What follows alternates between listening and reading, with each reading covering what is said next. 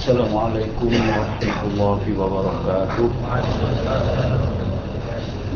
Al-mahmudullahu jalla jalaluh al-musla alaihi Muhammadun wa aluh.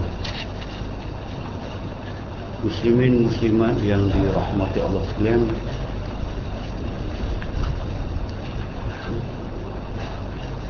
dalam pertemuan yang lepas kita telah berjumpa dengan beberapa kisah yang telah berlaku kepada khalifah-khalifah umat Islam yang terdahulu dan kesan-kesan yang dapat kita lihat daripada kisah-kisah itu.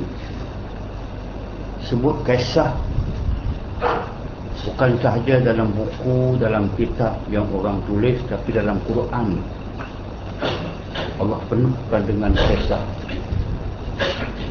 Daripada mula Quran, daripada surah Al-Baqarah yang dinamakan surah Al-Baqarah, kan ada cerita lembu, cerita Bani Israel membunuh seorang.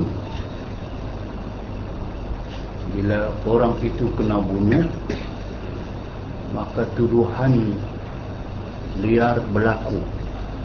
Spekulasi tuduhan tuduh berlaku sampai kepada peringkat nak berlaku berbunuh-bunuhan. Lalu mereka berjumpa dengan Nabi Musa, itu berlaku zaman Nabi Musa. Tanya Nabi Musa, siapakah pembunuh kepada orang yang mati ini?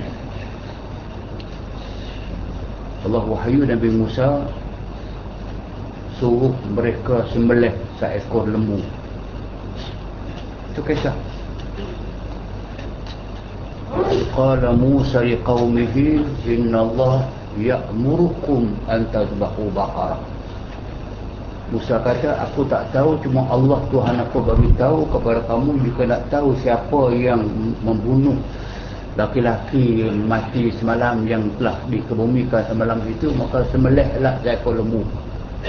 So, apa kena mena dengan nak tahu orang bunuh dengan sembelih lembu seekor ni? Qalu atattakhiduna huzwa, kamu nak main-main kami ke? Kamu nak perli-perli kami ke? Terus main lembu pula. Musa kata, a'udzubillah an akuna jahilin. Aku berlindung Allah Taala, aku bukan orang jahil. Aku tahu. Tu kisah. Sepatutnya kalau sudah nak tahu pembunuh, Musa suruh bunuh, sembelih ekor lembu, tangkap lembu korak ke mana, ke lembu cepoh, ke lembu kena HIV ke, tangkap sembelih sudah. Tapi kisah yang berlaku, qalu ud'u lana rabbaka yukmahi. Nak sembelih lembu ni, lembu yang macam mana? Qala innahu yaqulu inna baqaratun la faridun wala bikrun awanun baina dhalik. Apa tu maru? Nak tahu lembu? Cari lembu yang muda sangat pun jangan, tua sangat pun jangan. Ambil pertengahan, buat sudahlah. Tak habis apanya. Qalu mulana rabbaka ma launuha. Tak apalah lembu tu lembu yang pertengahan, tapi warna dia apa? Padahal ambil lembu warna apa pun, hijau putih lah, sebelah lah.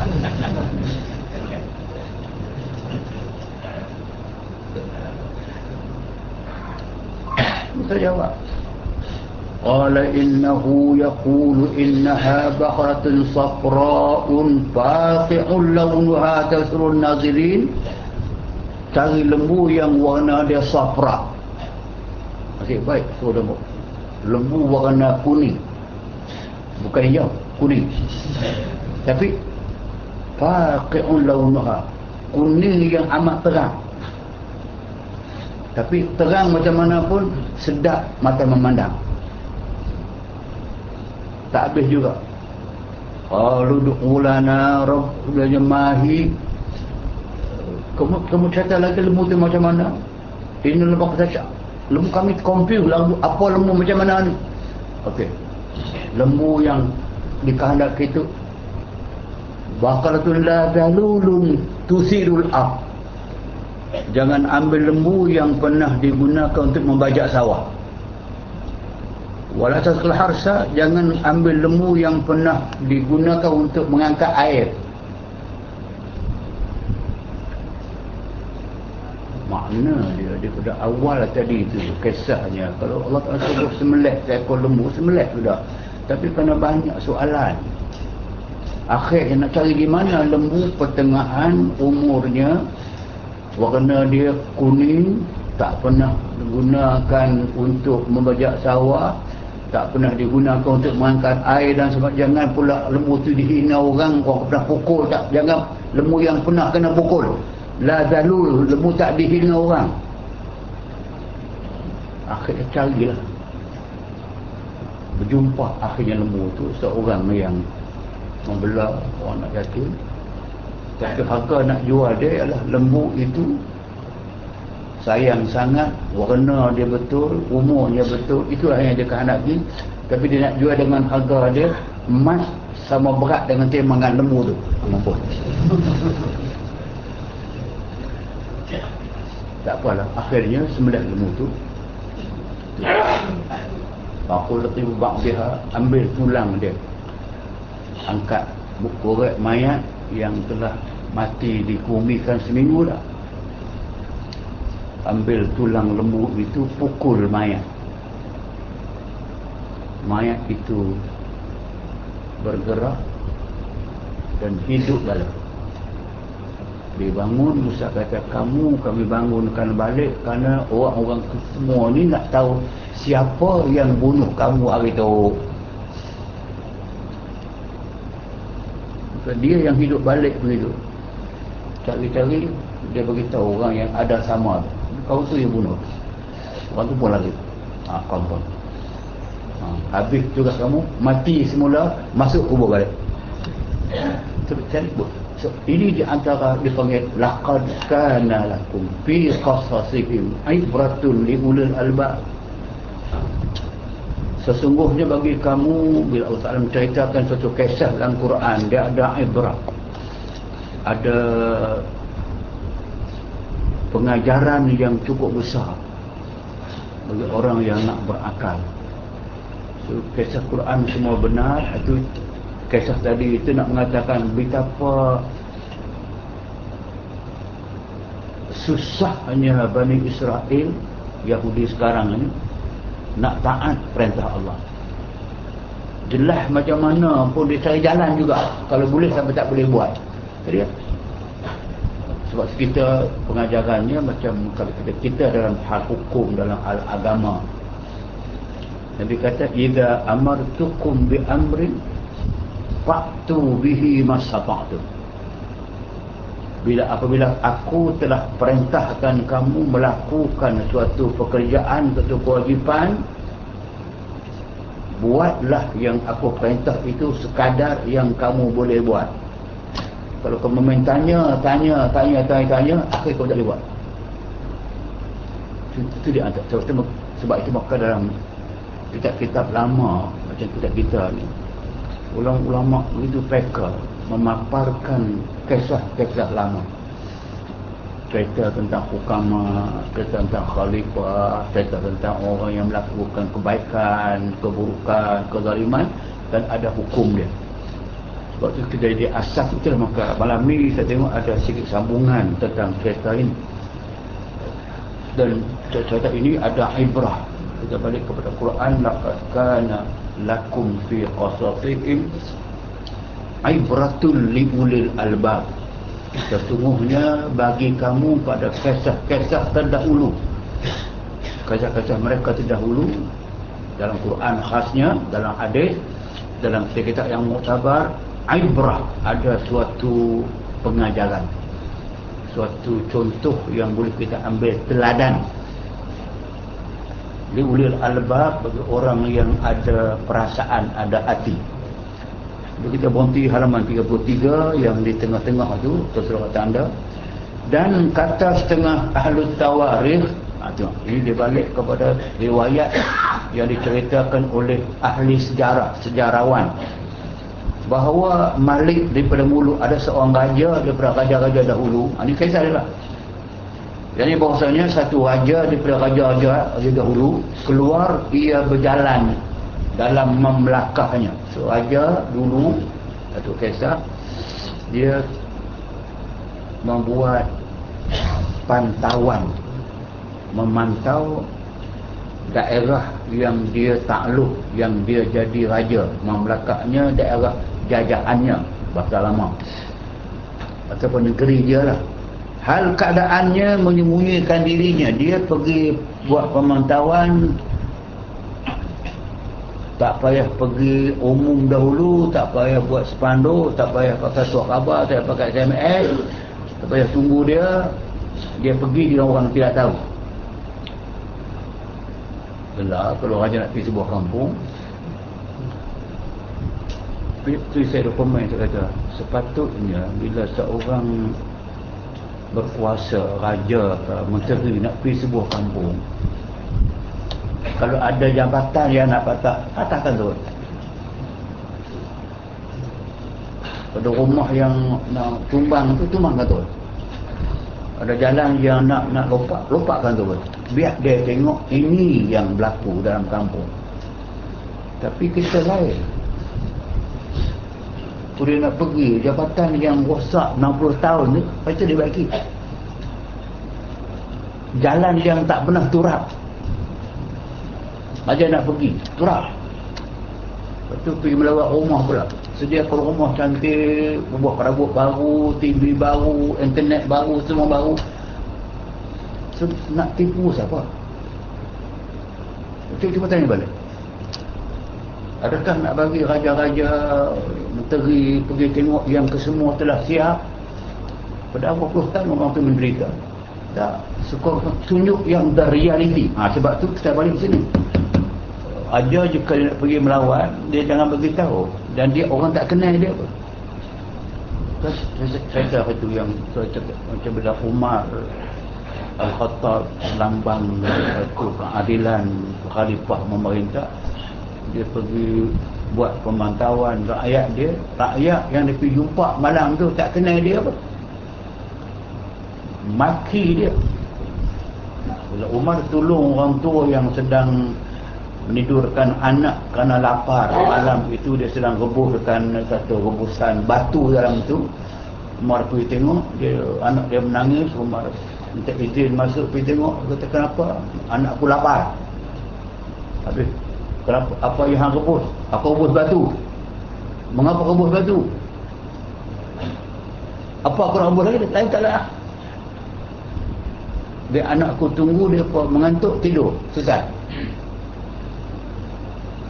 Umar kata ke dia, mengapa yang kamu tidak pergi mengadu kepada khalifah? Kata, kamu susah begini, khalifah itulah kamu. Bukan aku yang pergi cari dia, dia sepatut cari aku. Umar kata, khalifah tidak tahu dia. Itu bukan kerja aku.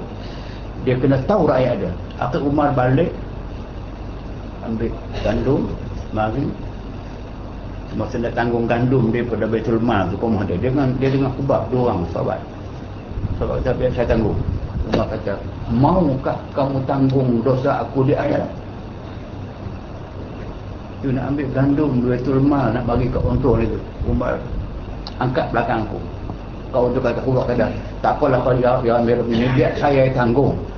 Umar kata, maukah kamu tanggung dosa aku di akhirat? Biar aku tanggung sendiri.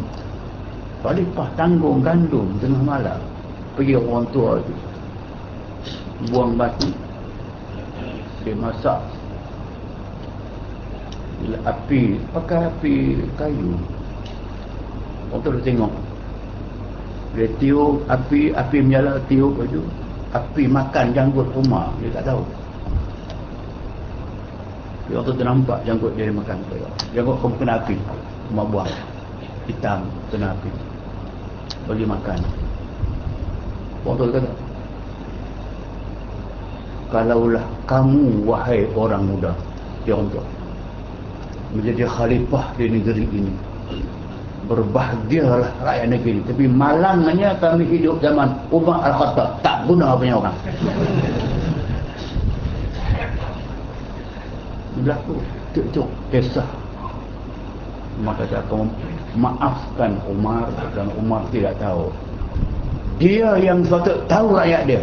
Tak apalah makcik, besok makcik pergi mengadu ke Umar. Makcik pergilah besok, makcik pergi besok. Makcik kena pergi besok. Umar pagi dia lepas subuh dia ada, pergi jumpa. Tak apalah, besok dia pergi. Bila orang tu masuk, besok Umar dah pakai pakaian khalifah pagi tu. Malam tu baru pakaian orang tak kenal dia. Nak bercakap, dia tengok janggut kawan tu terbakar. Dia tahu ini orang malam tadi yang tuduh aku. Dia cakap aku dia Umar. Dia nak balik istihya, dia malu pada ketika itu. Dia mati semalam dia kena Umar rupanya. Umar kata, hawin alaika, hawin alaiki, easy, take it easy ya amatillah, easy. Tak apa, yang berlaku-berlakulah. Tapi kamu berjanji dengan aku, kamu tidak akan mengadu kes malam tadi kepada Allah Ta'ala. Kamu jangan adu aku depan mahkamah Allah. Aku tak boleh jawab. Tapi itu yang boleh aku buat. Maafkan aku dan aku akan bagi makanan kepada kamu, pakaian kepada kamu secukup yang kena perlukan. Itu saya kata, inilah yang cerita kawan ini. Keluar berjalan, hal keadaannya menyembunyikan dirinya. Dia sembunyi, bukan pergi dengan sembunyi. Maksudnya dia, orang tak tahu dia sebagai raja. Tidak ada tanda dia raja, tidak ada pengawal, tak apa semua kali. Maka turun dia atas seorang laki-laki. Ya, bahasa turun atas lelaki, terjun. Dia berjumpa dengan seorang laki-laki. Ataupun dia pergi kepada seorang laki-laki. Ada baginya satu lembu, seekor lembu.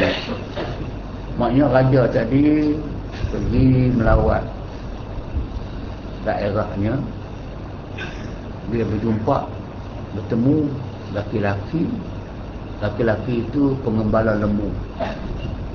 Ada baginya lembu. Lembu apa? Lembu perahannya. Lembu yang dia memerah susu lembu itu. Segala perah umpama 30 lembu yang lain. Seekor lembu yang orang tu perah, raja ni tengok hasil perahannya, macam dia ada 30 ekor lembu hasil. Maknanya kalau satu lembu, satu gelas ni misalnya, dia boleh perah 30 gelas bagi seekor lembu sahaja. Tak apa jadi. Takjub raja itu. Memanglah. Bukan raja.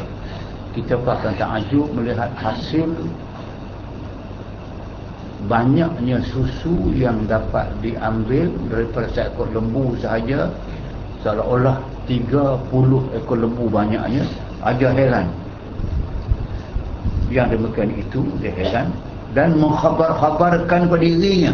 Dia suara hatinya berkata, ataupun ingatan dalaman hatinya, keinginannya berkata dekat dia, apa dia nak dengan mengambil akan dia. So raja bila tengok lembu ini cantik dan banyak hasil, raja nak ambil lembu itu. Rampai lah. Raja bila nak, siapa nak kata apa? Nasib baik nak lembu, kena nak bini kita. Tak kira nanya.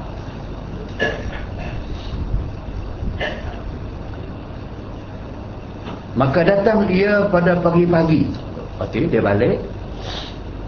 Besok datang pula pagi-pagi dengan niat nak pergi ambil rampai, ambil hak rakyat. Nak pergi ambil lembu esoknya. Maka diperah baginya setengah daripada barang yang memerah hari yang dahulunya. Bila dia pergi nak ambil lembu tu, tuan sedang perah lembu tu, perah susu lembu tu, maka dia dapati bahawa hasil perahan pada hari yang kedua itu separuh daripada perahan semalam. So, kenapa perahan semalam macam 30 ekor lembu hasil banyaknya susu, mengapa hari ini pula dia pergi tengok hanya ada separuh dari semalam saja, mana 50% less. Maka berkata raja, apa hal perahannya daripada hari yang dahulu? Kenapa beza sangat antara perah semalam dapat 30 ekor lembu punya hasil, hari ini tinggal macam 15 ekor, korang less 15. Mengapa korang berberatus? Adakah kamu pelihara bukan pada tempatnya? Adakah kamu bagi makan semalam bukan tempat bagi makan sebelumnya, bukan rumput sebelumnya high quality, kamu pakai hari ni pula yang low quality? Ya, macam kata lembu kampung ni memang dia biasa makan rumput hijau, rumput banyak. Bila musim marau, musim timur, dua semua rumput hijau tak ada, orang pergi makan jerami. Lembu tengok jerami warna kuning, kita orang makan. Dia lembu, tuan dia cerdik, dia pergi ke pasar beli spek mata hijau, balik pakai lembu tu spek mata hijau. Kena pakai malam lah, pakai malam spek mata hijau. Pagi besok lembu bangun tengok-tengok semua jerami semua hijau. Lembu makan sebab spek mata hijau. Itu tipu lembu. Tapi ini ceritanya bahawa dia, adakah kamu bagi makan yang lain kot daripada makanan yang semalam ketika banyak perahan itu?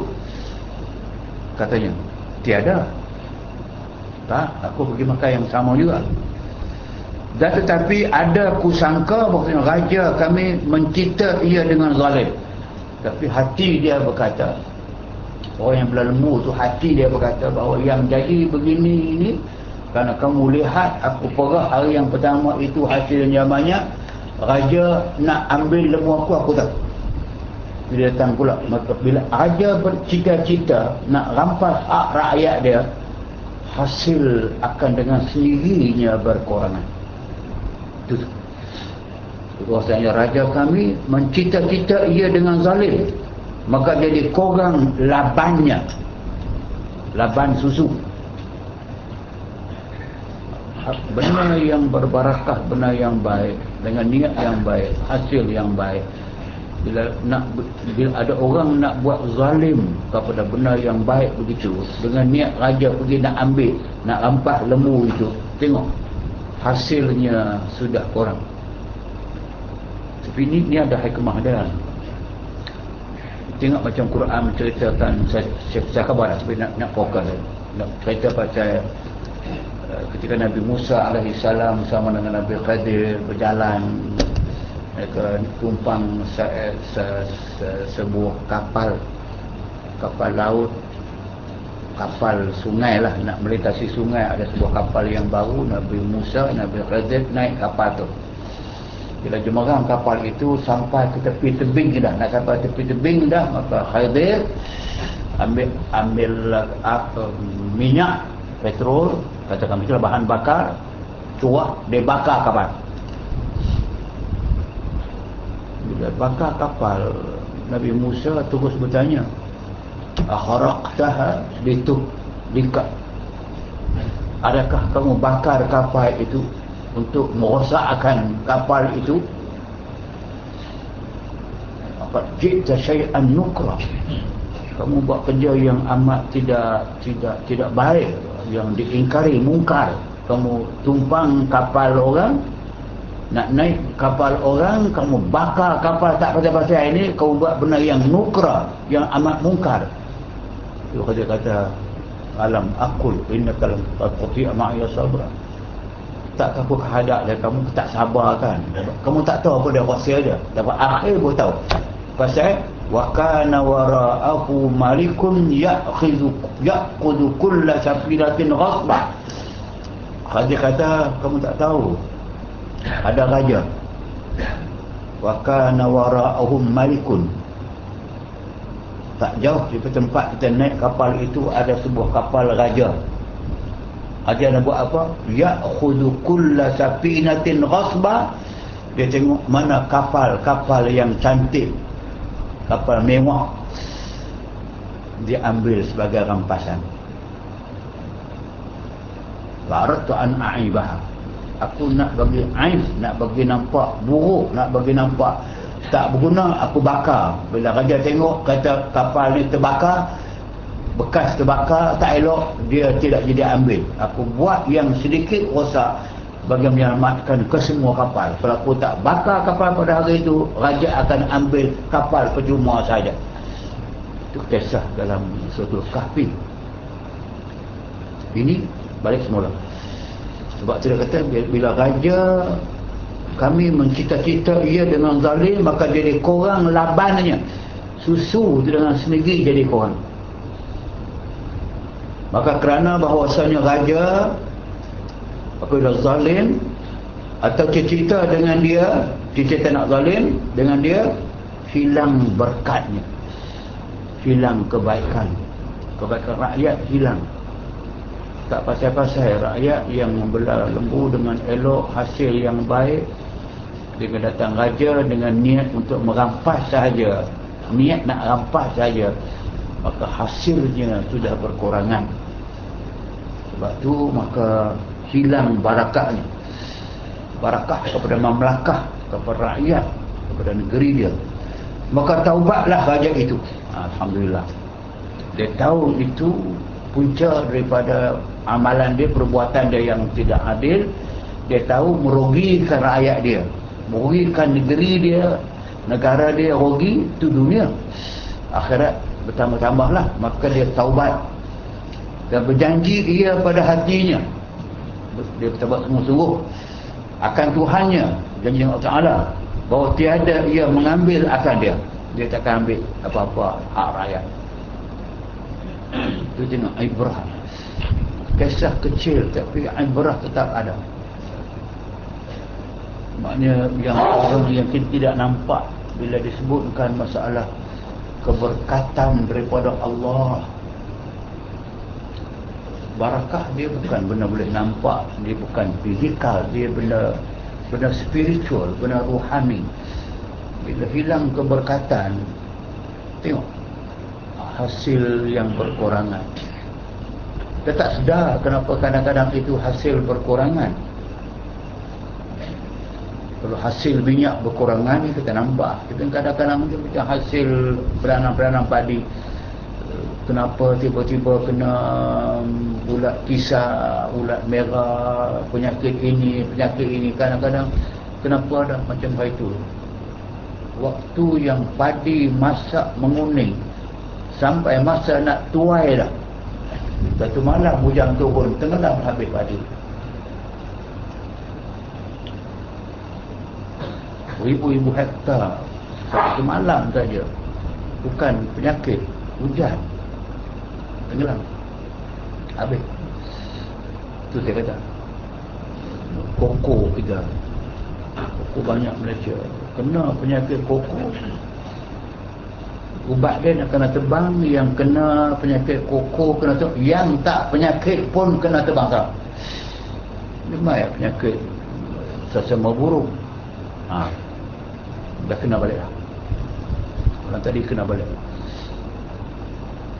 Kalau merebak, maka kesemua binatang peliharaan kena bunuh.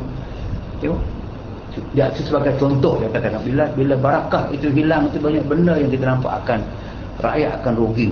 Itu dia katakan bila dia berjanji pada hatinya akan Tuhannya, berjanji dengan Tuhanlah, tiada ia mengambil akan dia, maka pergi ia pada pagi-pagi, maka diperahnya seperti adatnya. Rupanya lepas dia bertaubat kepada Allah Subhanahu Wa Taala, dia berjanji Allah Taala dia tak akan zalim kepada rakyat dia. Dia pergi balik kepada tuan lembu tadi yang perahan mulanya dapat 30 katakan 30 gelas. Dia nak ambil lembu jadi 15 gelas dah turun.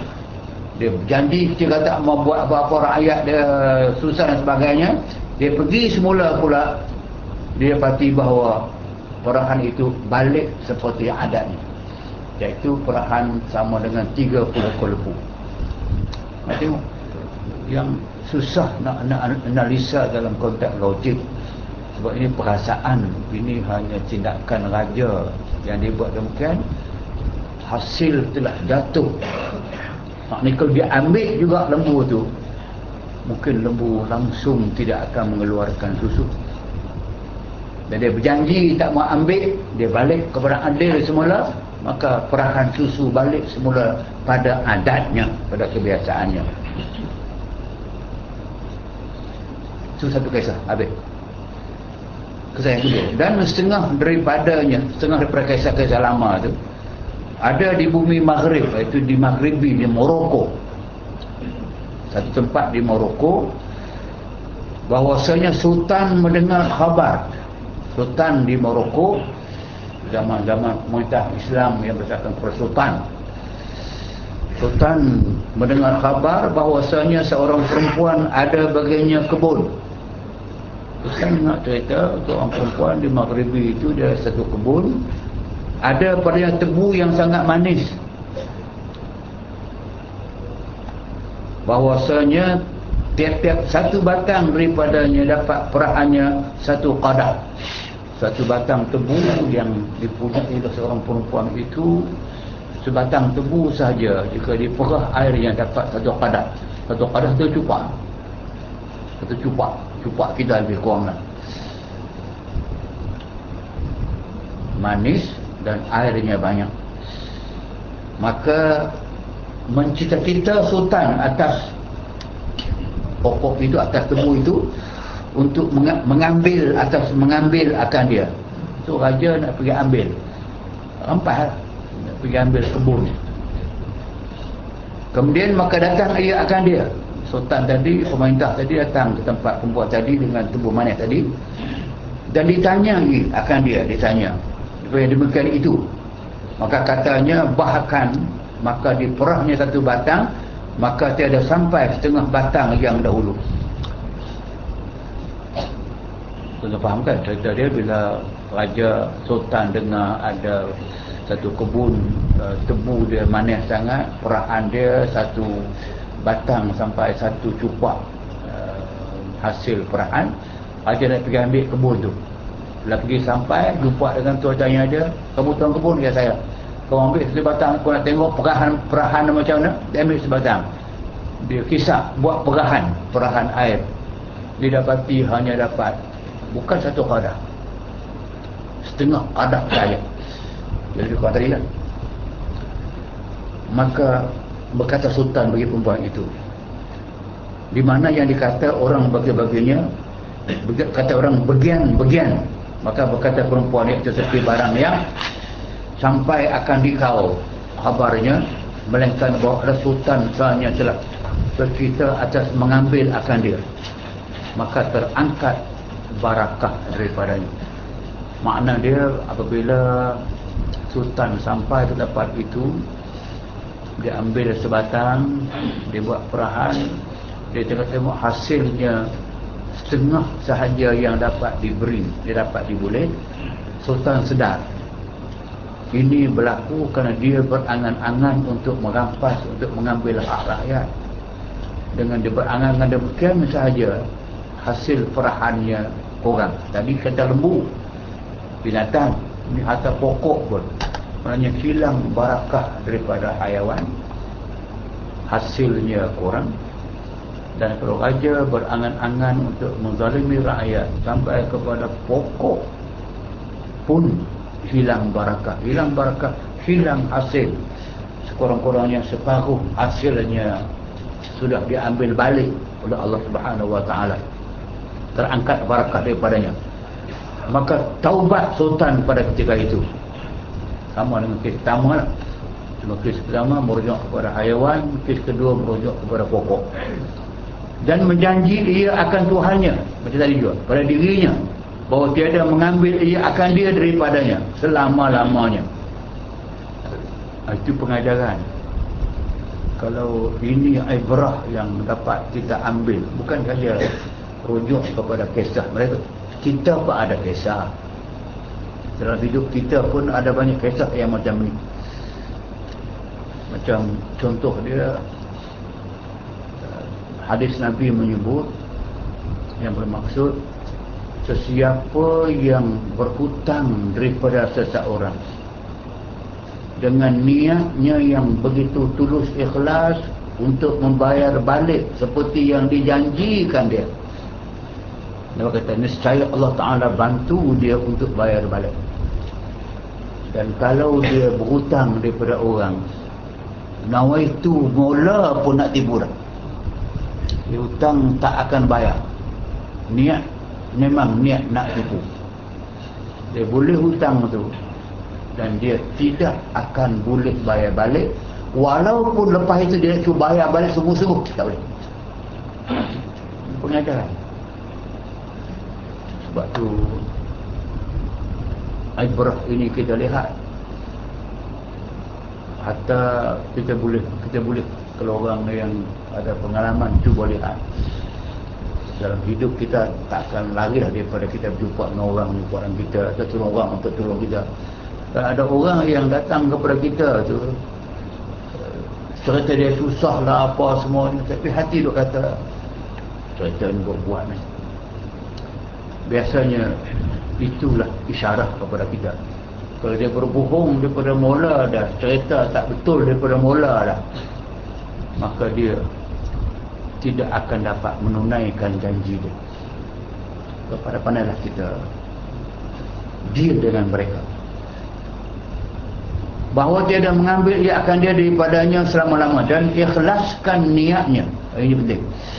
So, meletakkan niat yang ikhlas dalam sesuatu perbuatan adalah penting. Niat kerana Allah itu amat penting. Sebab tu hadis yang orang semua hafal, hadis riwayat Umar bin Khattab, hadis ahad, hadis orang riwayat tapi dia sahih, amat sahih. Hadis yang innamal a'malu binniyat wa innama likulli imri'in ma nawa faman kanat hijratuhu ila Allah wa rasulih Allah wa rasulih wa man ila dunya yusibuha aw imra'atin yankayuha fa hijratuhu ila ma ja'a ilaih. Hadis panjang tu. Dia bermaksud, Nabi sebut, sesungguhnya semua perbuatan kamu dalam hidup ini bergantunglah kepada niat masa kamu nak buat benar tu. Kerana bagi setiap insan itu akan dapat apa yang dia niat. Sesambung hadis, sesiapa yang berhijrah daripada Mekah ke Madinah, berhijrah kerana Allah dan Rasulnya, dan itu perintah Allah dan Rasulnya, aku berpindah, maka dia akan dapat apa yang dia niat. Niat kerana Allah, Allah bagi pahala dekat dia. Itu yang Nabi kata, kalau dia pindah kerana Allah, tak sampai ke Madinah, dia mati tengah jalan, dia mati, dia masuk syurga. Tetapi Nabi kata, waman kanat hijratu ila dunya yusibuha. Tengok, sesiapa yang melakukan hijrah ataupun apa sahaja, tapi tujuan dia niat dah ila dunya yusibuha, dia nakkan kepada faedah dunia, pulangan dunia kepadanya. Awil mura'atin yang kihuha, ada kes pada ketika itu, ada seorang yang berpindah kerana girlfriend dia berpindah. Dia berpindah sebab kasih dia pindah lebih awal ke Madinah, dia tinggal di Mekah, akan hilang kekasih dia, maka dia berpindah, tapi nawa itu dia nak ikut makwa dia. Maka Nabi kata, wa hijratuhu ila ma hajara ilaih, dia akan dapatlah apa yang dia nak dunia, kesenangan dunia, dia dapat dunia. Nak perempuan, dapat perempuan, tapi pahala di akhirat tidak ada. Itu yang nak betulkan niat. Macam saya macam contoh, tidak semesti niat kita besar baru kita dapat benda besar. Dan niat kecil pun tapi dia benda bulat, kecil tapi dia buat kerana Allah, yang kecil jadi besar. Contoh seorang masjid zaman Patabai, orang pemerintah zaman Tata dulu. Zaman dia perintahkan orang buat masjid Patabai. Sudah masjid, dia letakkan nama dia, pemerintah, nama dia, tulis nama dia. Menjelang hari perasmian nak guna mula masjid itu, Patabai, dia bermimpi berdiri depan masjid itu, datang malaikat dari langit, makhluk yang bersayap indah, pergi padam nama dia. Mimpi, tapi tulis nama Yusuf An-Najjar. Yusuf An-Najjar. Lepas tu bila malaikat itu padam nama dia, tulis Yusuf An-Najjar, dia tunjuk kepada khalifah ni, kepada raja, kepada, kalau kamu nak buh nama ni, bukan nama kau. Dia jaga tengah malam, pagi besok dipanggil semua ulama, beritahu mimpi dia.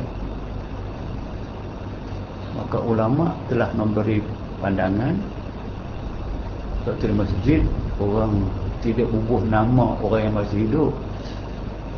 Kalau nak bubuh nama pun bukanlah salah, bukanlah tak boleh, tapi bubuhlah kepada orang yang berhak dan benar-benar boleh bubuh nama. Jika nak bubuh pun, kalau kamu ada, kamu perintah orang buat, bukan duit kamu, duit kerajaan, duit rakyat.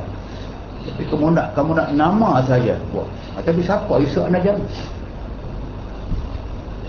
Siasat punya siasat, dia lah raja perintah. Berjumpa, rupanya dia seorang peminta sedekah, cuma dia duduk di belakang masjid. Ini masjid, tu jalan raya, ini di belakang masjid. Setiap hari dia keluar minta sedekah, keluar pergi masjid minta sedekah. Tiap-tiap pagi dia keluar minta sedekah. Terkadang dia berjumpa dengan ada kayu masjid yang terpelanting jatuh ke jalan raya, ada bata masjid, tanah masjid, simen masjid jatuh ke jalan raya, dia ambil pergi bubuh balik. Dia tak mahu bagi rosak barang tu. Di barang masjid, barang orang bagi derma, dialah orang yang mengambil balik batu itu, pergi letak balik tempat dia, ataupun kayu yang jatuh dia baling balik ke sana, kerana tak mau bagi rosak atau masjid. Nak derma dia tak boleh pada orang miskin. Rupanya seluruh orang yang bekerja masjid besar itu, raja tak pegang satu bata pun, tak bagi satu sen pun duit kerajaan, tapi nama dia. Orang lain pula ada yang bekerja kerana gaji, kerana upah, kerana nama, kerana dengan siap masjid kita dapat pingat baru. Bila nama itu masing-masing itu ada kepentingan, seorang sahaja yang buat kerja tak nak apa-apa. Bisa An-Najjar, walaupun kecil yang dia buat, hanya bata-bata yang jatuh dia ambil letak balik sahaja. Dan dia menyelamatkan harta orang yang dia buat. Dia tak nak orang puji dia, tak perintah pun, dia tak niat apa-apa pun, niat kerana Allah Ta'ala sahaja. Maka dialah yang paling berhak kalau nak letak nama. Mesejnya jelas. Jadi saya bila niat ini penting. Kemudian maka menyuruh perah pula. Lepas itu, lepas dia tahu, dia janji dah, dia tak mau buat jahat dah, dia tak mau ambil kata orang dah, dia suruh pula perempuan tadi cuba perah semula tebu tadi. Diperahnya satu batang, maka datang memuntah qadah saja sampai kepada peringkat bukan satu qadah, bukan satu cupak, tapi lebih muntah keluar, lebih dari secupak. Tengok, bila niat baik sahaja, barakah datang balik. Tapi tidaklah terus ikhlas lah. Kalau rosak niat saja, maka akan rosaklah hasil dan sebagainya. Dua cerita. Yang ketiga, dan hikayat daripada Sayyidi Abu Bakar At-Tartuzi pada kitab Sirajul Muluk. Ini dicerita Sayyidi Abu Bakar At-Tartuzi, seorang daripada pembesar-pembesar negara. Dalam kitab Sirajul Muluk, siraj maknanya lampu yang menyala, lampu penyuluh raja-raja. Katanya telah diceritakan akan daku setengah daripada syuyukh, daripada orang-orang tua yang berisi daripada orang yang dahulu, bahwasanya di Mesir ada negeri Sa'idi. Okey, di Mesir ada satu kawasan nama dia As-Sa'id. As-Sa'id ini kawasan yang paling atas daripada Mesir, yang atas ke bawah hampir dengan Sudan dah, dekat dengan Lake Victoria. Orang Sa'idi amat terkenal sampai hari ni dengan orang yang orang Sa'idi terkenal, orang-orang yang amat jujur. Satu batang tamar kata di Mesir, yang penting di Mesir ada sebatang tamar berbuah ia 10 irdab. Irdab timbangan yang digunakan bagi timbangan-timbangan buah di negeri Arab. Kalau nak tengok dengan timbang kita, irdab banyak kita pakai irdab. Satu irdab samaan dengan 24 gantang kita lah. Kita kurang lama tak tahu dah. Kurang lama dulu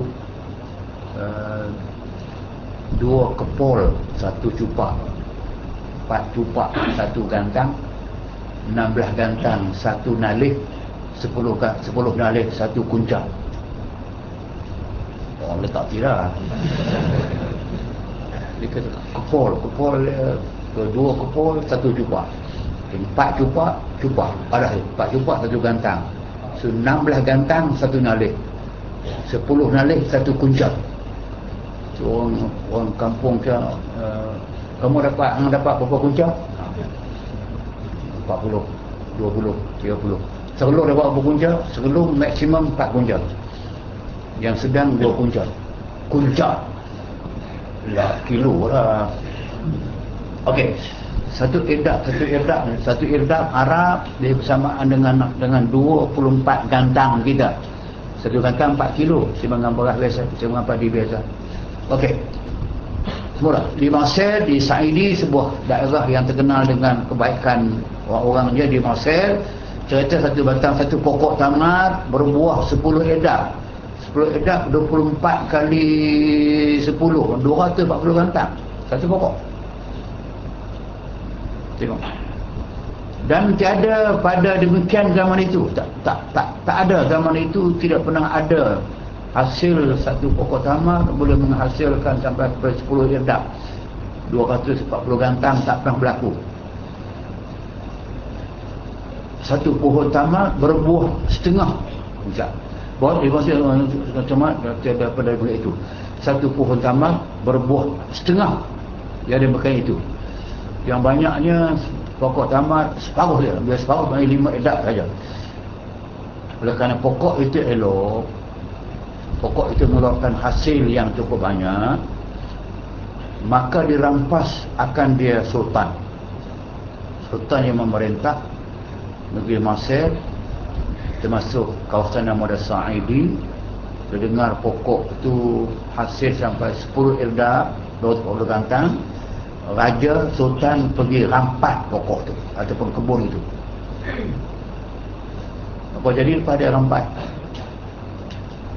Maka tiada berbuah 1 biji pun pada demikian tahun itu. Tengok daripada hasil sebanyak itu, bila raja rampas langsung tidak berbuah walaupun sebiji. Dia ibrah.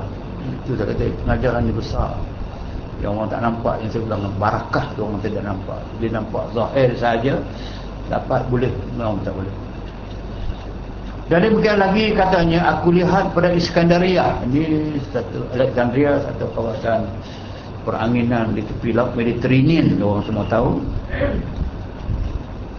Satu cerita lagi pula bahawa di Iskandaria, Alexandria, dia kata dia lihat ada suatu belak mana tempat, satu tempat di laut Mediterranean, mengambil tiap-tiap yang berkehendak ikan padanya. Mana orang yang nak ikan pergi ke tempat tu, ikan cukup banyak.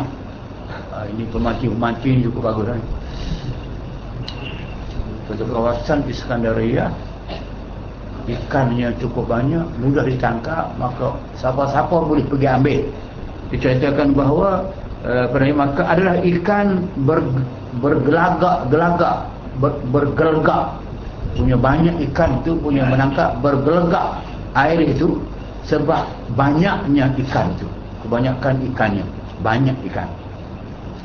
Dan ada kanak-kanak mengambil dengan kainnya jua, tak payah pakai netting dah, pakai kain plekat saja. Punya banyak ikan, nak kata banyak ikan. Kemudian ditahan oleh walinya, wali governor. Bila governor tengok tempat itu ikan banyak, orang senang pergi ambil ikan, hatta budak-budak pun boleh pakai kain bodoh pergi saut ikan masuk, senang dapat ikan, rezeki murah sangat. Maka governor, pihak berkuasa tempat itu, keluar perintah, keluar arahan, general order, memerintahkan tempat itu dan menegahkan ia akan manusia daripada mengambil daripadanya. Tak pernah ambil, tak boleh. Apa jadi? Maka hilanglah ikan itu daripada tempatnya, hingga tiada hampir didapatnya seekor sekalipun. Daripada ikan yang menggelegak begitu banyak, yang mudah orang tangkap sampai tangkap dengan tangan, budak-budak pun disangka ikan punya banyak, tapi kerana governor dia, kerana yang berkuasanya, pitahan orang ramai, jangan pergi, jangan ambil dan sebagainya, dia nak ambil tu. Maka ikan itu, ikan sekolah lah ni, ikan tahu, ikan sekolah, dia pakat pergi tempat lain, lepas dia keluar perintah begitu, hilang habis ikan, sampai seekor pun tak ada hingga sekarang. Tak tahu sekarang bila, takkan kalau pun, maknanya sampai zaman itu ikan hilang. Sama juga, jadi hilang barakah. Kalau tuan tengok biasa ikan ni, bila zaman Bani Israel, bila Allah Ta'ala larang mereka jangan mengambil ikan pada hari Sabtu,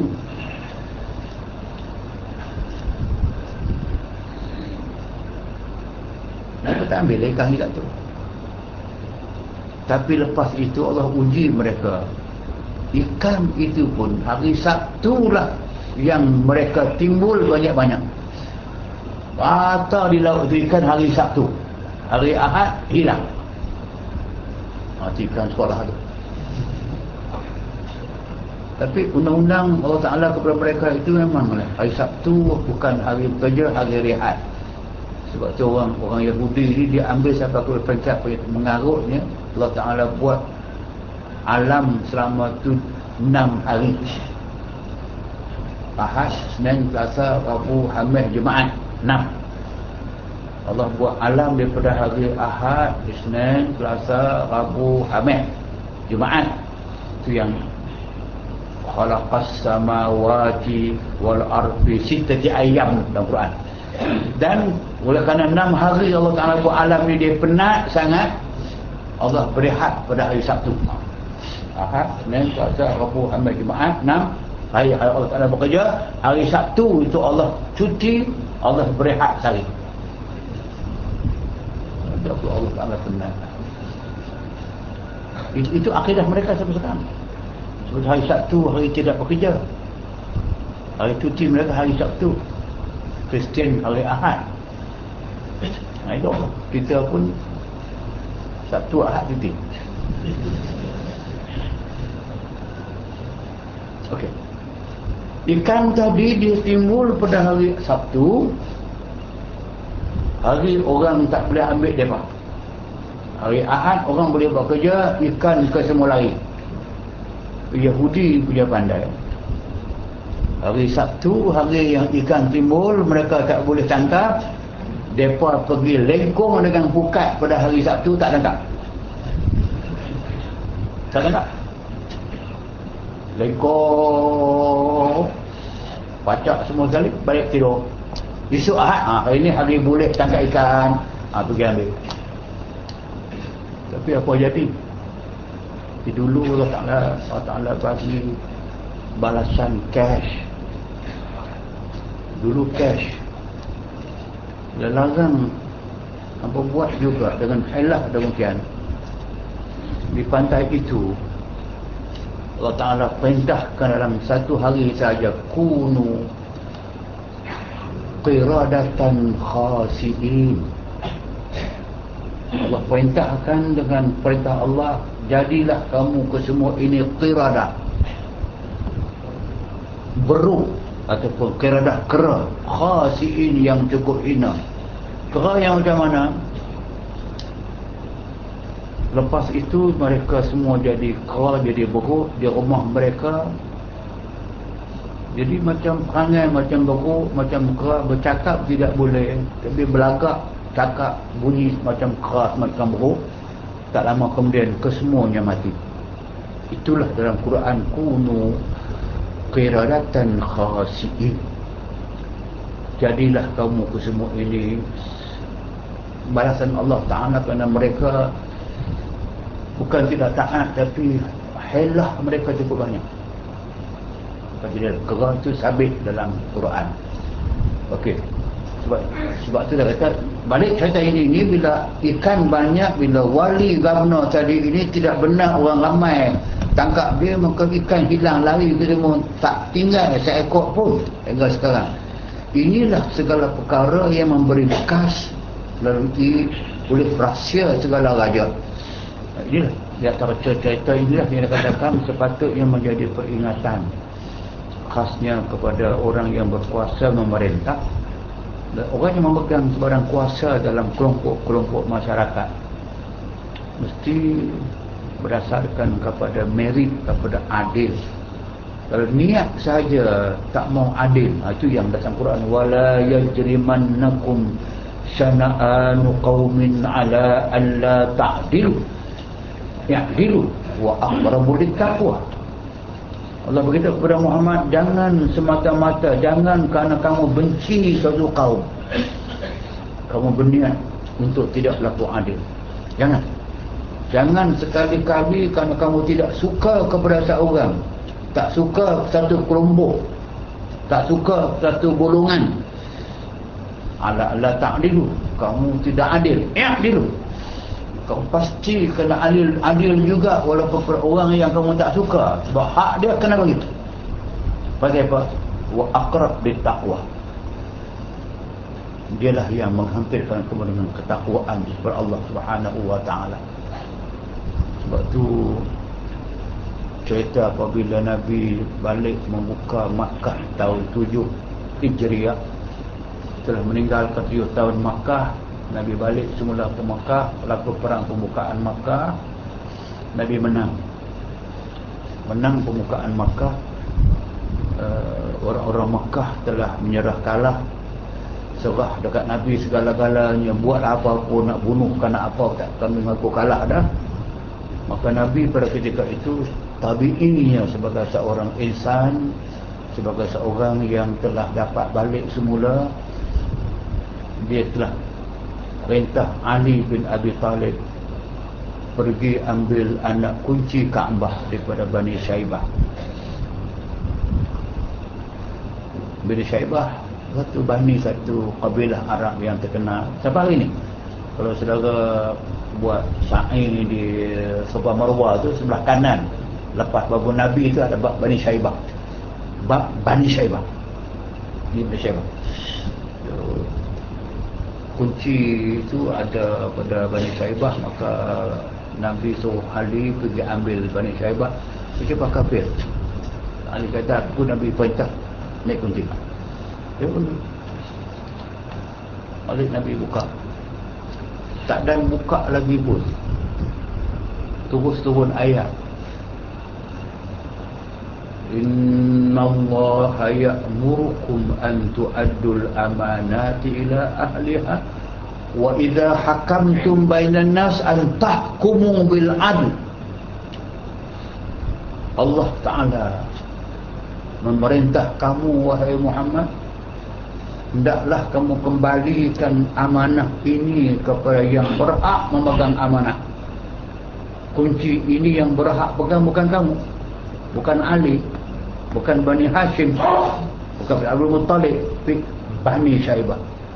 Pergi balikkan semula pintu, kunci pintu kepada Bani Saibah. Bani Saibah, wa idza hakamtum bainan nas, bila kamu nak hukum orang, nak jatuh satu hukuman, antahkumu bil adli, mesti kamu kena adil. Ya, tak keadilannya, kunci Kaabah ni bertahun, berzaman-zaman di dahulu dah dipegang di Bani Saibah. Apa hak kamu nak ambil dia balik daripada Bani Saibah? Kafir itu hak dia, bagi balik.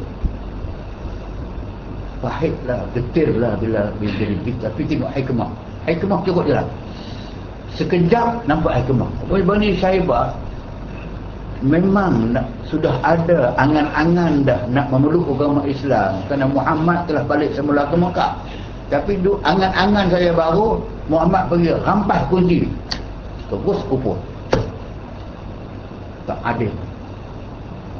Tentang menang perang sampai hak kita selamat turun-temurun hak kita ni, dia bagi ambil dengan mudah-mudah begitu saja. Tapi bila diambil beberapa jam saja, turun ayat Quran, Ali pergi bagi balik, dia tanya, siapa tanya, kenapa yang tadi ambil dengan keras kan balikkan dengan lembut? Ali kata apa? Innallaha amarna bihi, Allah yang kami sembah suruh kami pulangkan balik. Dia wahyukan kepada Muhammad, kamu yang paling berhak pegang, bukan kami. Ambil dia balik. Dan tadi sorry, dengan terima semula kunci, penghormatan diberi semula kepada Saibah, walaupun dia kafir ketika itu, semua kafir. Buka minda, kalau Muhammad ini memang dia agama dia buat sendiri, dia nak jadi raja, nak berkuasa dan sebagainya, dia akan kembalikan kepada dia. Mesti ada yang lebih berkuasa dari dia, menyuruh dia kembalikan. Mesti Allah ada. Mesti Allah itulah Tuhan yang sebenar, yang patut kita sembah. Jom kita masuk Islam semua. Islam semua. Mesti kita kata hikmah bila balik, kita buat adilnya Allah Subhanahu Wa Taala, adilnya pemerintah, adilnya Muhammad. Balik. Tak ada masalah. Itulah yang saya buat sini.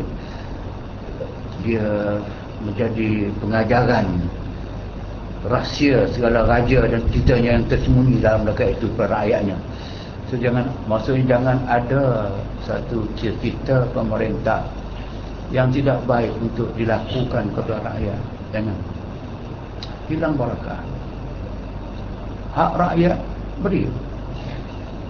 Kelompok mana pun, dia kafir ke, dia tak kafir ke, dia sama agama, bangsa ke, blind party ke, tak kisahlah. Tapi yang penting itu yang saya katakan, bahawa bila berlaku yang tidak baik itu, rakyat rugi. Satu demi satu keberkatan hilang. Sepatut untung banyak ini dapat banyak ini, sepatut hasil banyak ini dapat banyak ini dan sebagainya. Inilah rahsia tersembunyi rakyat. Jika baik, jadi baik mamlakahnya. Kalau pemerintah dia hati dia baik dan sebagainya, dia baik kepada pemerintahan dia. Jika jahat, maka jahat pada segala mamlakahnya. Jika dia niat jahat, berlaku jahat, berlaku kerosakan, keburukan, kejahatan. Lepas tu yang aku diceritakan cerita ahli tarikh, sejarawan pula, dalam kitab mereka itu adalah segala manusia apabila berpagi-pagi pada zaman Hajjaj, tiada bertanya mereka itu siapa-siapa kena bunuh semalam ini, dan siapa orang yang kena sulanya, siapa orang yang kena pukul dan seumpamanya. Ini dia nak abah kata, dalam zaman pemerintahan khalifah terdahulu, tiap-tiap khalifah itu ada suatu landmark, ada suatu perkara yang orang kesemua tahu. Apa dia? Contohnya zaman pemerintahan Hajjaj bin Yusuf As-Saqafi. So, Hajjaj ini terkenal seorang yang suka bunuh orang, seksa orang, pukul orang dan sebagainya. Itu nak abang kata. Dia kata, dulu zaman pemerintah Hajjaj bin Yusuf As-Saqafi, pagi-pagi lagi apa dia perbualan masyarakat. Hajjaj jadi khalifah, orang tidur, bangun pagi esok. Apakah perbualan masyarakat pada pagi-pagi besok? Di kedai kopi, warung-warung, tepi jalan, di mana? Apa yang perbualan? Bertanya mereka itu, siapa-siapa kena bunuh malam? Malam tadi, siapa kena bunuh? Kalau macam sekarang ni, kalau di Naratiwat sekarang, kata contoh, Naratiwat sekarang ni, kalau orang bangun pagi, tak dengar berdeh ke malam tadi? Siapa kena bunuh? Tinggal mana hilang? Anak siapa tak balik? Hanya zaman Hajjaj, dia memang zaman kekejaman dia. Siapa yang menentang dia, yang tak suka dekat dia dan sebagainya, maka memang dia bunuh. Tengok, rakyat pagi-pagi tanya, siapa kena bunuh semalam? Siapa kena sula semalam? Siapa orang yang kena pukul, kena terayang, ASA dan yang seumpamanya. Bila zaman kekejaman seperti itu, rakyat kesemua gelisah, rakyat kesemua susah, tak ada yang mereka bualkan, melainkan siapa yang kena. Sebab kita pula bagi cakap barang apa nak naik pula, dia sibuk ni bagi channel lapang-lapang ayat suam apa sabuh ayat suam tak apa. Dia kata tak, minyak ni saya pakai gas ni. Biarlah tak tempat kupang kot. Ayat suam di canai Melo sengit abang kupang. Bila zaman naik barang tu orang cakap sok apa itu? Refleksi zaman dulu ni. Itu cerita zaman Hajjaj. Maknanya kalau itulah keadaan dia, orang menunggu segala keburukan, orang tak tanya kebaikan dah, tunggu keburukan. Ni apa lagi nak kena ni? Apa pula nak kena ni? Apa pula ni? So, kalau orang semua menyebut yang buruk, apa keburukan? Sebab tu yang dalam satu hadis kursi Allah Ta'ala menyebut, wa ana inda husni zanni abdi bi wa ana ma'ah. Aku, kata Allah Ta'ala, akan berada bersama kamu mengikut apa sangka kamu kepadaku. Kalau kamu sangka buruk kepada aku beri buruk kepadamu. Kamu sangka baik kepada aku beri kebaikan kepadamu. Tu wa ana, aku, kata Allah Ta'ala, inda husni zanni abdi wa ana ma'ah. Apa yang hamba aku sangka kepada aku, itulah aku beri kepada dia.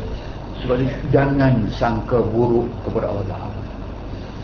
Itu kita yang kita duduk belajar tu, bila berlaku ada hikmah dia, mati ada hikmah dia, rugi ada hikmah dia.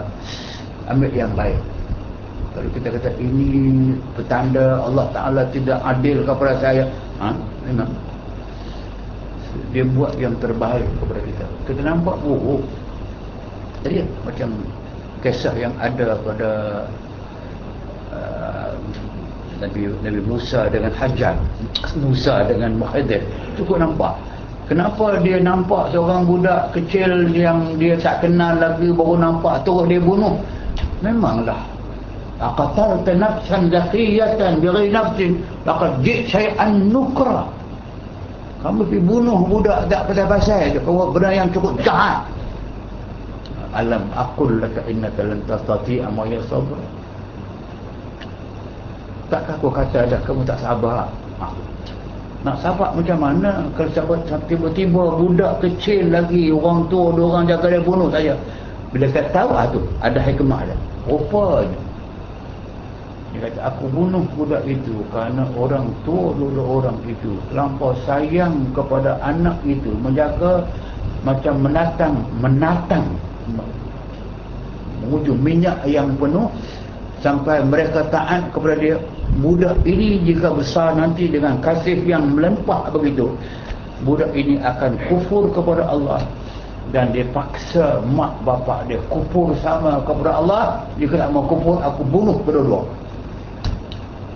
Aku sayang kepada anak itu dan aku sayang kepada dua orang tua itu. Aku bunuh dia dan aku minta Allah gantikan kepada mereka anak baru yang lain yang lebih sayang kepada orang tua dia, wa aqrabur rahmah, lebih sayang dan lebih simpati dengan orang tua dia. Aku bunuh untuk menggantikan lebih baik.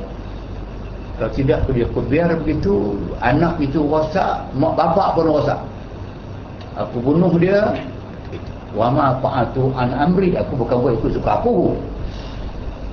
Aku buat dengan perintah Allah Subhanahu wa taala. Sebagai hamba Allah tak buat yang tak elok. Tak ada sebab Allah nak buat yang tidak elok kepada kita. Dia buat yang elok kepada kita, maka sebab tu kena terima, kena ada perkataan tu. InsyaAllah ada hikmah, ada kebaikan di sebalik kejadian tidak elok ini. Inilah dikatakan bahawa zaman Hajjaj orang tanya semua yang buruk-buruk. Tanya siapa kena bunuh, siapa kena tular, siapa kena pukul, siapa banyak. Pada zaman Wali bin Abdul Malik, pemerintah lain pula, suka ia kepada kebun. Tu khalifah kerjaan suka buat kebun, suka kepada ialah banyak kebun buah-buahan dan sebagainya, dan rumah, suka buat rumah banyak, istana 4-5 buah.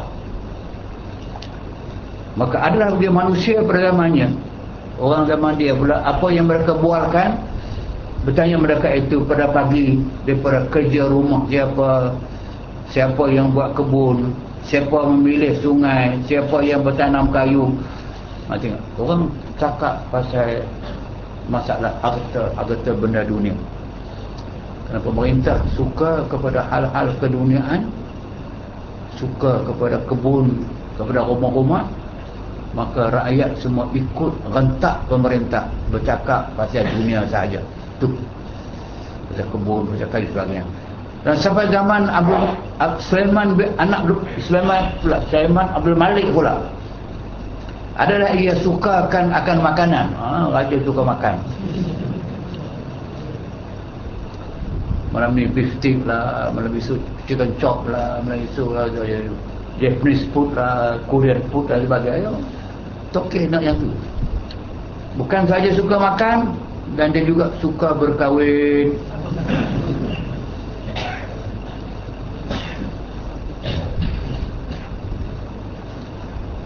Kerana pemerintah lagu tu, dan adalah segala manusia berkhabar-khabar pada makanan yang indah-indah. Cakap pagi tak kerja lain, mana ada roti canai yang paling sedap, tosai yang paling bagus, kepala ikan yang bagus di mana. Kalau raja nak demikian, orang ikut dia. Orang cakap pasal makanan dan memahalkan isi kahwin, mas kahwin. Dan ketika itu juga orang-orang perempuan suka menaikkan mas kahwin. Tengok dalam semua kitab-kitab lama, itu hukum. Yang ada pun perbincangan ke, penulisan ke, bila berkahwin, orang cakap pasal mas kahwin, al-ma'ruf. Dan tidak pernah ada bercakap kata belanja hangus. Tapi kita dalam cakap Melayu, kita ada belanja hangus, ada mas kahwin lain, betul ada belanja perkahwinan lah. Macam kalau mahar di Selangor RM80. Bila mari hantaran 8,000, 8 juta, 800, apa-apa 8,800, 88 sen. Itu yang boleh tu. Bawa hantaran 1 juta 111,000 11 sen. Akhir kena tipu. Jadi saya sebut ni mesej saya. Dia sepatutnya, logiknya, mas kahwin itulah yang menjadi keutamaan. Sebab dalam Quran pun sebut al-ma' wa atu sadaqatihinna nihlah. Berilah perempuan kemukawin itu mahar kahwin. Dan Nabi sebut iltamisu walau khataman min hadid. Bayar mas kahwin walaupun kamu kena bayar dengan seutas cincin yang dibuat daripada batu, daripada besi. Tapi tidak pernah orang sebut yang nama dia hantaran. Tapi bukan salah, tak apa. Adat kita ada mas kahwin, ada hantaran. Rasional di mana? Saya nampak rasional. Apa dia? Mas kahwin itu hak kepunyaan tuan tubuh. Hantaran untuk kegunaan ayah dia bagi belanja kenduri kahwin. Bagi orang kampung, saya tahu lah saya orang kampung, ayah saya orang susah dan sebagainya. Bila kahwin kakak saya, adik saya 3 orang lelaki, 7 orang perempuan. Saya nak kahwin di kampung, setidak-tidak lembu kena tumbang seekor. Lembu dah harga lebih kurang lah RM1,000 katakan. Kenduri lain, kopi, gula sebagainya, RM1,000, RM2,000. Nak kena tukar langsir rumah, nak kena buat bilik nanti sikit banyak, RM3,000. Sebab tu hantaran RM3,000 tu memang sesuai untuk belanja bagi yang memerlukan demikian. Mahar satu utas cincin dengan duit katakanlah tak apalah RM50 ke RM100, tak apalah. Tapi ada kemunasabahan. Di zaman kita ni, zaman yang mak bapak dah mampu dah, biar tidak ada sebagai hantaran, yang ada hanya mas kahwin saja. Kalau ia pun nak jaga, adat kena jaga, tak apalah. Tapi jangan sampai ke peringkat mas kahwin RM80. Sampai sekarang RM80. RM80 sekarang ni. Kau pergi beli daging yang nama dia Kobe beef tu. Kobe beef RM200 1 kilo. Mahar RM80. Kalau ada nak beli Max Factor pun tak ikut RM80. Max Factor saja. Eyeshadow RM40. So, mana mungkin kita nak bagi kepada perempuan RM80 zaman yang begini? Itu saya kata rasional tu, dia kena fikir balik. Tak boleh. Kalau saya tak ikut. Saya uruskan, saya tak ikut RM80. Mahar payu, belanja payu bagi perempuan RM1,000 nak jaga adat saja. Kita bukan nak pakai duit tu. Makna dia perubahan. Sebab tu perubahan itu penting bagi melihat ni. Ini zaman Malik ni, zaman yang orang suka memahalkan mas kahwin. Dan harga sahaya yang beli hamba sahaya pun harga cukup tinggi pada kita gitu. Dan meramaikan tempat kedudukan, membanyakkan rumah tempat tinggal, istana hinggap sana, istana hinggap sini sebagainya. Mereka itu dengan berhabar-habar akademikan itu, maka orang ramai pun tak ada kerja lain dah, duk sembang pasal tu saja, pasal mahar kahwin, pasal kahwin, pasal harga mahar, harga hamba saya sebagainya. Dan zaman Umar bin Aziz pula, saya catat Umar Aziz ini seorang khalifah zaman kerajaan Umayyah yang dianggap sebagai khalifah Ar-Rashidin yang kelima. ahadu khulafa'ir rasyidin. Khulafa'ir rasyidin bukan 4 orang saja. Yang kelima adalah Umar bin Abdul Aziz. Ni di zaman Umayyah. Adalah segala manusia bertanya-tanya mereka itu. Zaman dia. Apa orang bercakap? Zaman dia orang bercakap, bertanya mereka itu, berapa engkau hafal Quran? Bila berjumpa di pasal mana, hang hafal berapa juzuk Quran dah? Dan engkau hafal wirid banyak mana dah? Wirid apa yang kamu hafal? Berapa ribu kamu baca wirid malam tadi? Dan beberapa sianu hafal Quran, si bulan tu hafal Quran habis lagi kan? Tak habis kan? Itu yang orang bualkan. Berapa sehari yang baca Quran? Berapa puasa? Berapa hari dia puasa dalam sebulan? Berapa yang demikian itu? Maka tengok bila trend khalifah Umar bin Abdul Aziz paling kuat beribadat. Dia hampir tidak pernah tidur malam. Baca Quran, wirid. Tengok rakyat hampir seluruh malam. Tapi pagi-pagi dia yang pertama berada di pejabat untuk menguruskan rakyat. Walaupun tidak ada punch in, punch out, paling awal. Dan dia paling adil. Dia adalah khalifah yang telah mengambil, merampas balik harta-harta yang dipunyai oleh anak-anak khalifah, sepupu-sepupu khalifah, keluarga diraja dan sebagainya, yang lebih dia ambil balik, letakkan di perbendaraan negara. Dia hidup dalam keadaan cukup miskin. Dia dikatakan warak, paling warak dan paling takwa Allah Subhanahu Wa Taala. Hafal Quran, hafal hadis. Rakyat negeri dia pun itu yang dibuatkan. Habiskan Quran anak kamu, anak si Quran habiskan lagi. Berapa berjuzuk kamu baca ni, berapa hadis kamu hafal. Kalau itulah yang menjadi minat masyarakat, memang mengundang kebaikan. Sebab tu zaman dia lah zaman yang paling mewah sebenarnya. Mewah jelas kerana semua harta kerajaan pergi kepada kerajaan. Sebelum dia, harta kerajaan banyak pergi kepada keluarga-keluarga khalifah, kuncu-kuncu kronis. Dia dah itu harta mewah dia. Orang ramai yang pun tak cakap pada harta dah, bercakap pada kebajikan yang nama dia ilmu pengetahuan yang tinggi. Hafal kitab banyak mana, berapa hari, baca Quran, berpuasa sebulan berapa hari.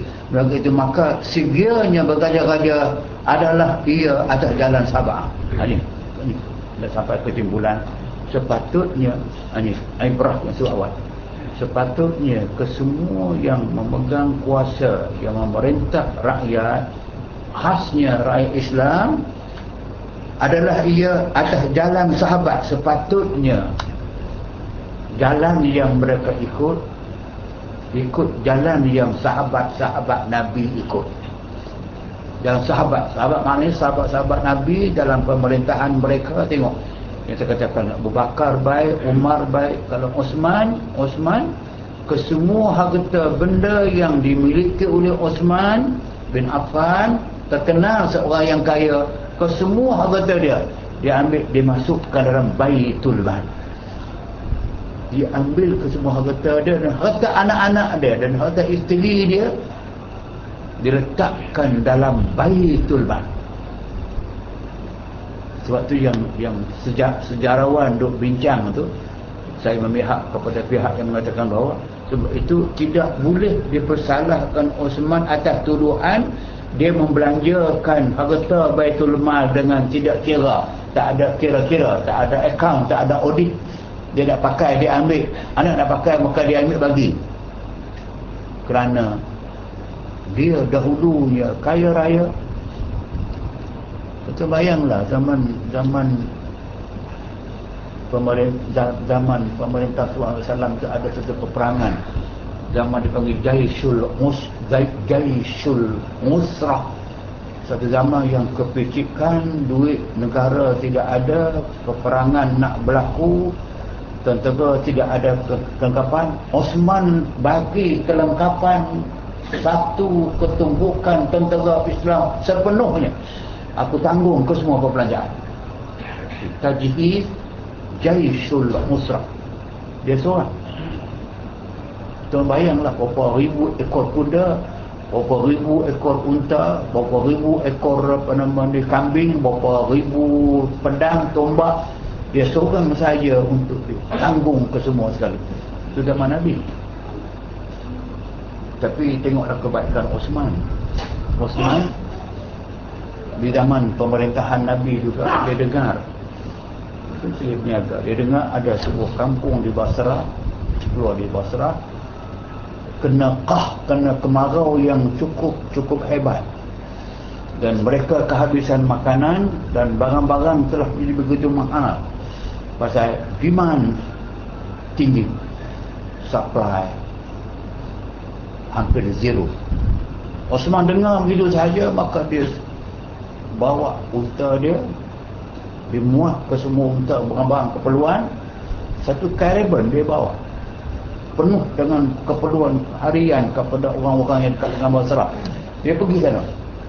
Sebelum sampai lagi kawasan itu dah, orang tahu dah Osman datang dengan satu kafilah caravan penuh dengan makanan, keperluan makan dan sebagainya.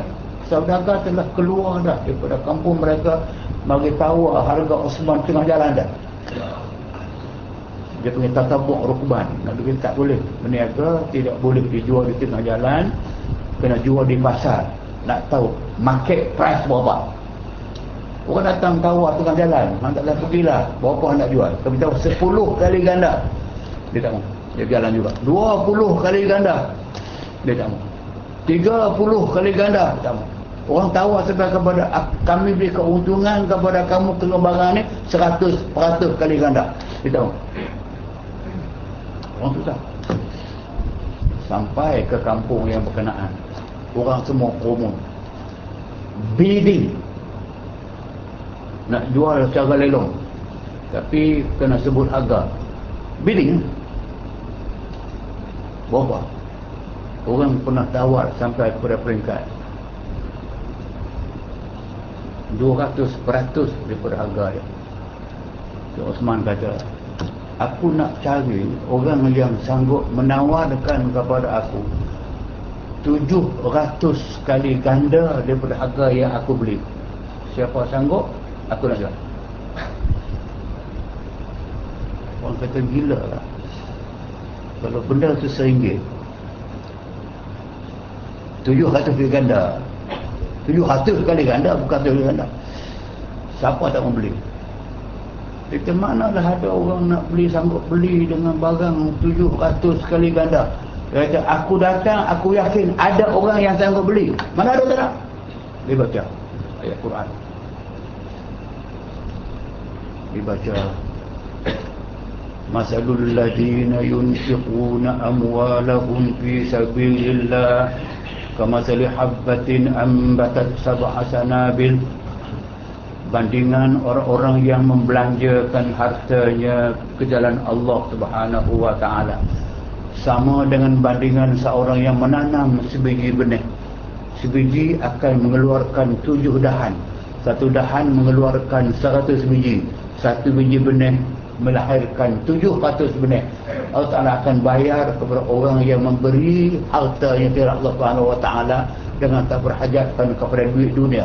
Aku bawa barang ni, aku nak bagi percuma kepada kamu semua kan, aku akan, Allah Ta'ala yang akan beri kepada aku pahala di akhirat. Dia bagi habis satu kalimah, satu sila tak ambil. Itu yang dipanggilkan Sakha'u Osman. Inilah orang yang bila dia perintah nanti, khalifah nanti, harta dia pun kepada kerajaan, memang diambil. Dia orang tak suka dekat dia, dia akan diambil harta kerajaan. Tak, memang harta dia. Okey, inilah kita akan terjalan yang dikatakan sepatut ikut jalan sahabat Umar, Osman, Ali bin Abi Talib dan salaf, orang salaf, orang yang angkatan awal yang terbaiklah. Salaf ni orang zaman Nabi sampai kepada kurun yang ketiga, itu orang salaf.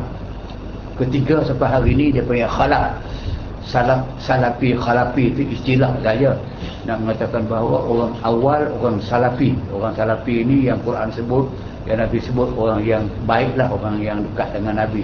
Nabi kata khairul qurni itu kata panjang.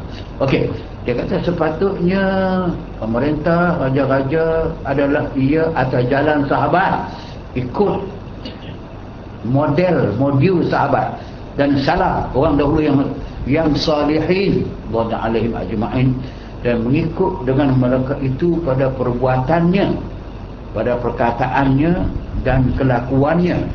Maka orang yang menyalahi yang demikian itu, iaitu tiada mustahil, yakni tiada jauh daripada binasanya.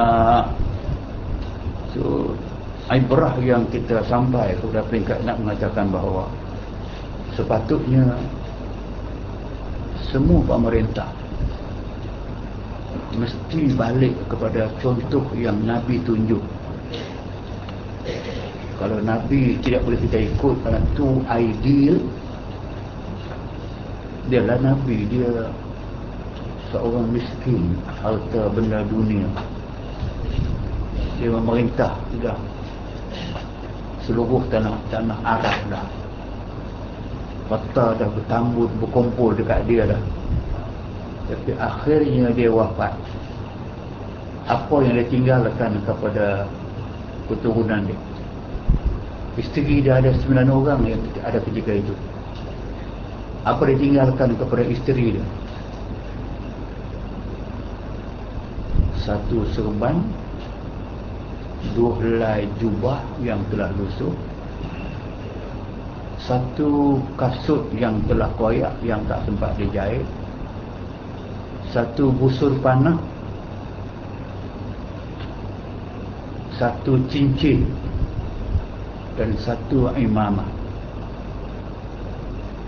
Itu sahaja yang dipanggilkan peninggalan harta dunia yang Nabi tinggal. Padahal malaikat Jibril bawa anak kunci kekayaan dunia untuk diserahkan kepada dia. Dia kata arda an akuna abdan syakura, cukuplah aku menjadi hamba Allah yang syukur kepadanya, tapi tidak ada harta benda dunia. Kita bayangkan itu. Itu saya kata mungkin kita tak boleh buat begitu. Ada contoh itu di zaman sahabat. Apa di zaman sahabat? Zaman sahabat ialah zaman yang dikatakan macam Umar telah bersumpah, Abu Bakar bersumpah, dia katakan bahawasanya wallahi in ra'aitumu fi wijajan qawimun, demi Allah kalau kamu nampak aku menyeleweng sedikit sahaja, kamu tentang aku, jangan biar aku, tentang aku, betulkan aku. Dan sahabat betulkan dia, betulkan Umar dan sebagainya. Tak ada peluang nak mengatakan dia tak adil, tak ada peluang nak katakan dia mengambil harta, tak ada peluang mengatakan tak adil kerana bagi orang yang jawatan. Tak. Itu dikatakan kalau